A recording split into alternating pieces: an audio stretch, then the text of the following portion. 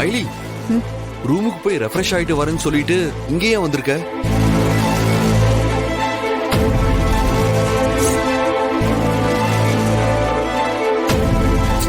ஐலி, நான் உன்கிட்ட தான் கேட்டுட்டு இருக்கேன். நீங்க எதுக்கு என் பின்னாடியே வந்தீங்க? ரூமுக்கு போக வேண்டியதானே? அது நீ ஏதோ பண்ண போறன்னு தோணுச்சு, அதான் வந்தேன். ஓ, உங்களுக்கு நான் என்ன நினைக்கிறேன்னு கூட புரியுதா? அப்போ நான் என்ன பண்ண போறேன்னு உங்களுக்கு தெரிஞ்சிருக்கணுமே.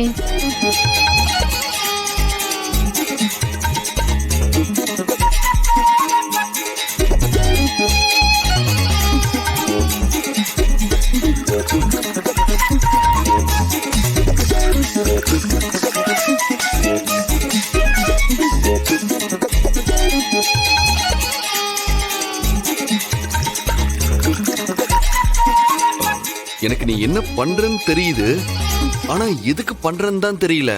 தெரியாது. உங்களுக்கு எப்படி தெரியும்? நான் எப்படியாவது இந்த சடங்குல இருந்து எஸ்கேப் ஆகணும் டென்ஷன்ல இருக்கேன்.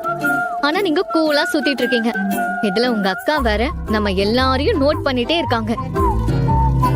எஸ்கேப் ஆகணும், அவங்களுக்கு சந்தேகம் வராத மாதிரி இத பண்ணியே ஆகணும். அதான் டக்குன்னு இந்த ஐடியா வந்துச்சு, பண்ண. ஐலி, ஏதோ சிங்கம் புலிகிட்ட இருந்து தப்பிக்கிற மாதிரி இவ்ளோ சீரியஸா சொல்லிட்டு இருக்க. உங்களுக்கு ரொம்ப அசால்ட் ஆயிடுச்சுன்னு நினைக்கிறேன். அதுவும் சரிதான். அதான் எதுக்கு எடுத்தாலும் நான் முன்னாடி நின்னு எல்லாத்தையும் ஏன் தலையிலேயே ஏத்துக்கிறேன்ல, அப்போ நீங்க அப்படிதான் இருப்பீங்க. நீங்க பாருங்க, எனக்கும் வேற வழி இல்லாம எல்லாத்தையும் பண்ணிட்டு இருக்கேன். ஆனா எப்பவாவது உங்களை நல்லா மாட்டி விடுறேனா இல்லையான்னு பாருங்க. என்ன மாட்டி விட்டா நீ வந்தா மாட்டிப்ப, பாத்துக்கோ. நான் ஏன் மாட்டிக்க போறேன்? நியாயமா பார்த்தா சிங்கத்துக்கிட்ட மாட்டிக்க போறோம்னு பயப்பட வேண்டியது நீங்க தான். யாரு? நான் சிங்கத்துக்கு பயப்படுறவனா? எப்பேற்பட்ட சிங்கமா இருந்தாலும் அத தானா என் வழிக்கு வர வைக்கிறது எப்படின்னு இந்த சிவாக்கு தெரியும். அது எவ்வளவு கஷ்டமான விஷயமா இருந்தாலும் சரி, அத கண்டிப்பா நான் பண்ணியே தீருவேன்.